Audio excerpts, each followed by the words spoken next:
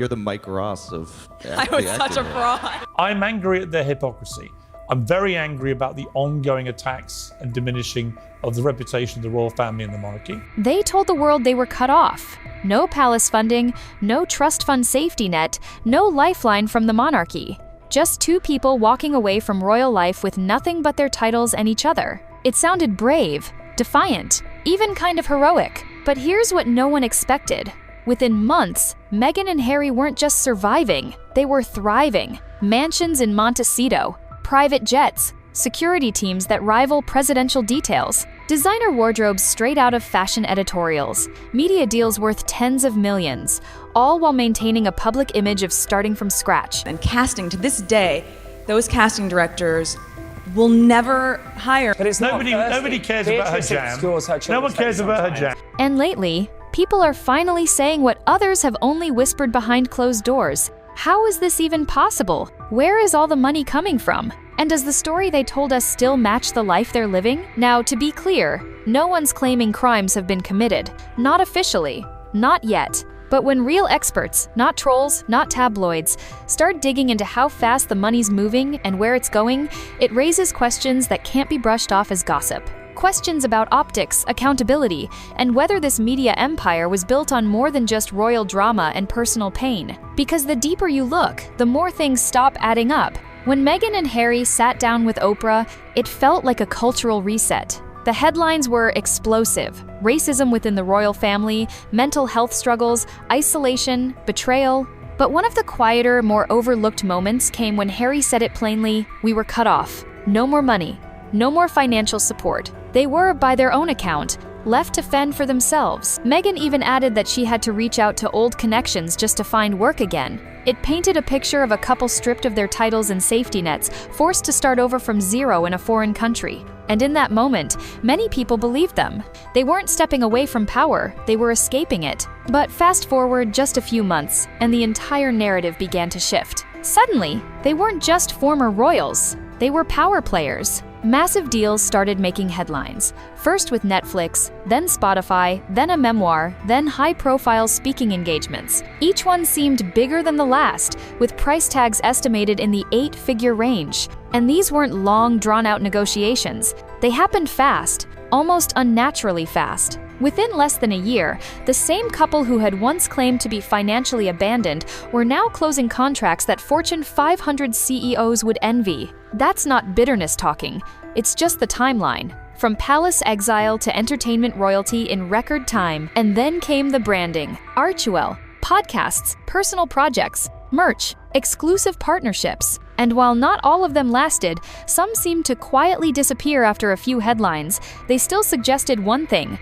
this wasn't a temporary hustle, it was an empire in the making. To be clear, making money isn't a crime, not even close. If anything, it's smart. In today's attention economy, if you have the name, the story, and the reach, you can turn almost anything into capital. But what raised eyebrows wasn't that they were earning, it was how quickly everything materialized, how easily doors seemed to open. How many of those deals appeared locked in before the ink was even dry on their royal exit? And somewhere along the way, the tone began to change. What once felt like a quiet escape started to resemble something more curated, more calculated. And some began to wonder, was the story of starting from scratch ever really true? It didn't take long for people to notice the contrast. On one hand, Meghan and Harry were still positioning themselves as victims of the system, isolated, unsupported, and struggling to find their footing. But on the other hand, their actual lifestyle told a very different story. The Montecito estate wasn't just a home,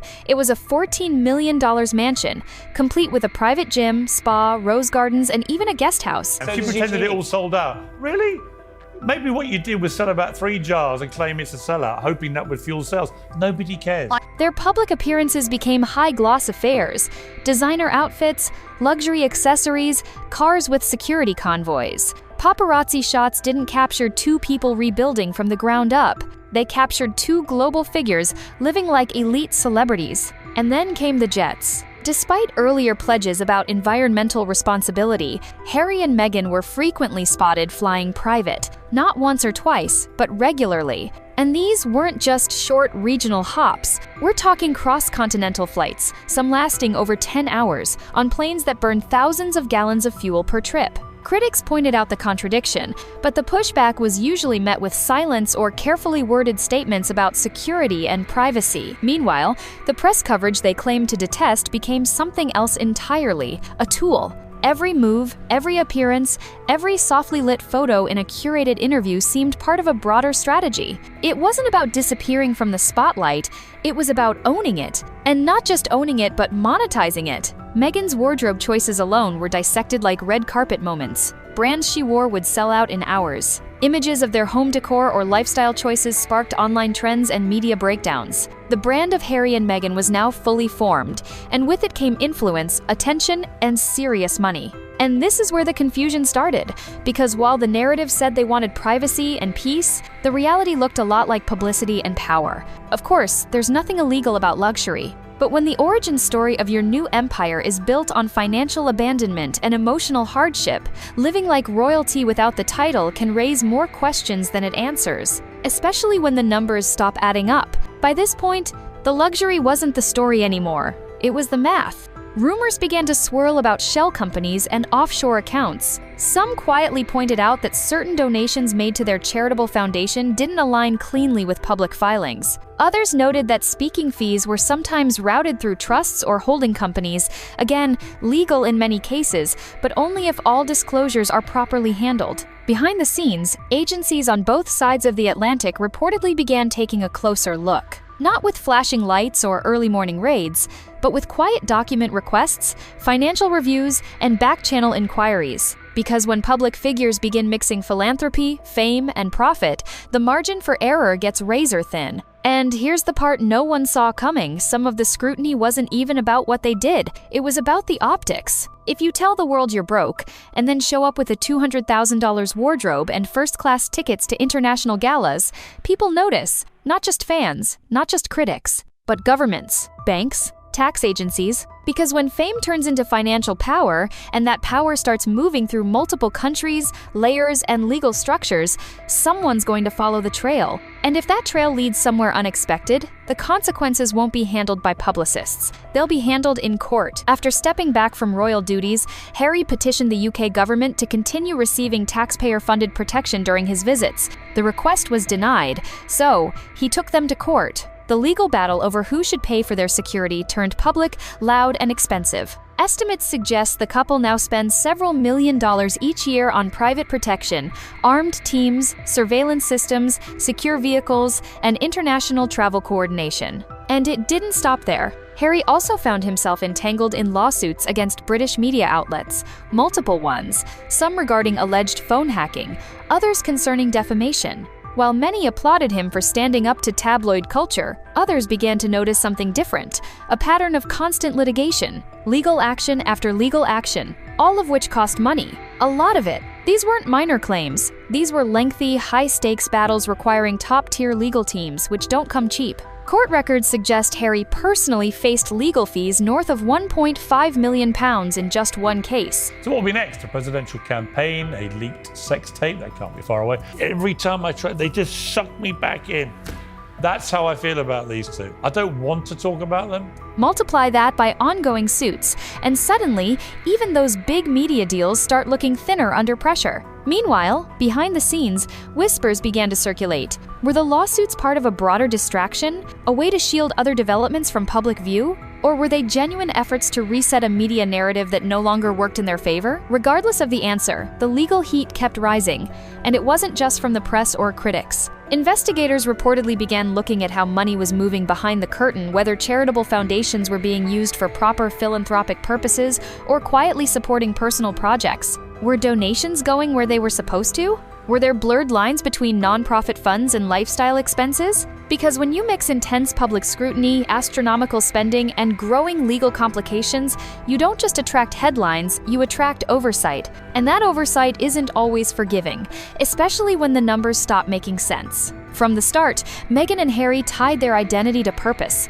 They weren't just breaking away from the monarchy, they were stepping into service. Archewell, their charitable foundation, was positioned as the heart of their new mission: healing communities, elevating voices, driving meaningful change. But in recent months, that image has started to blur. Charity filings, according to some reports, have caught the attention of watchdog groups, not because they prove anything unlawful, but because they raise flags. Questions about expenses, about consultants, about the ratio of funds spent on programs versus salaries, events, or production teams. And maybe that's the most dangerous part, not what's illegal, but what's quietly justifiable. Because the deeper you look, the more it seems like every heartfelt message, every charity spotlight, every campaign with a cause might also be a branding move. And if that's the case, then where does the charity end and the strategy begin? For a while, everything looked unstoppable. Deals were dropping, headlines were constant, the brand felt bulletproof. But then, quietly, things started to shift. First, the Spotify deal ended,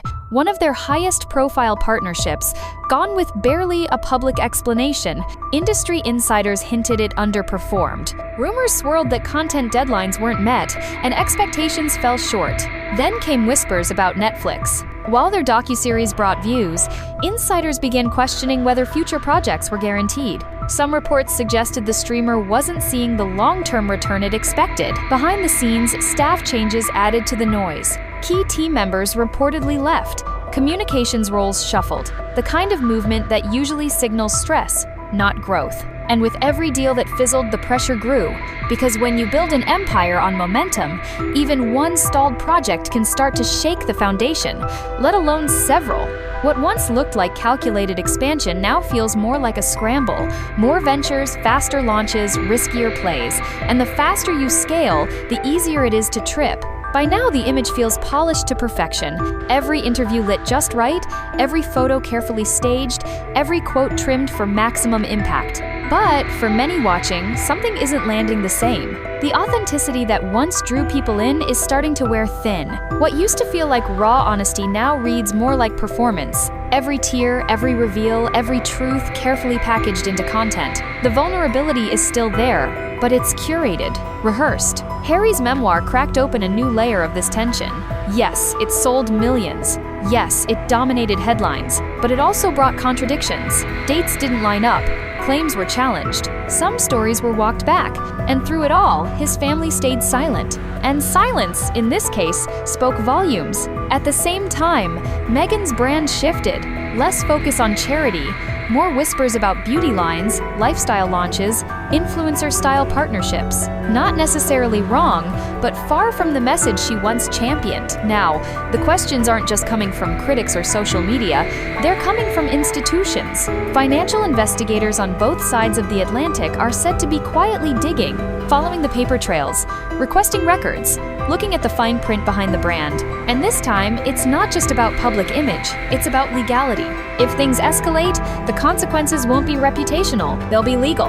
We're talking subpoenas, audits, even depositions. If nonprofit money was ever redirected into private ventures, if financial filings don't match public claims, the fallout won't be a bad headline, it'll be a courtroom. Lawyers are reportedly preparing for every outcome. Every document, every deal, every silent partner could be brought into question.